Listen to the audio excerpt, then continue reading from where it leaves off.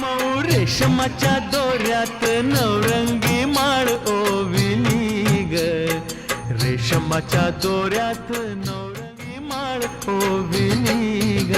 अशी चिक्क मोत्याची माळ होती ग 30 तोळ्याची ग, चिक्क मोत्याची माळ होती ग 30 तोळ्याची ग.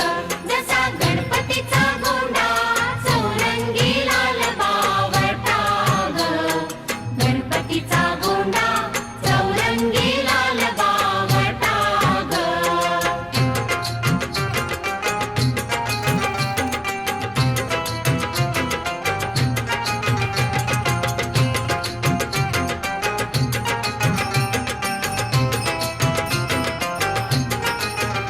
अशा चिक माळेला हिऱ्याचे 8 पदर ग, अशा चिक माळेला हिऱ्याचे 8 पदर ग.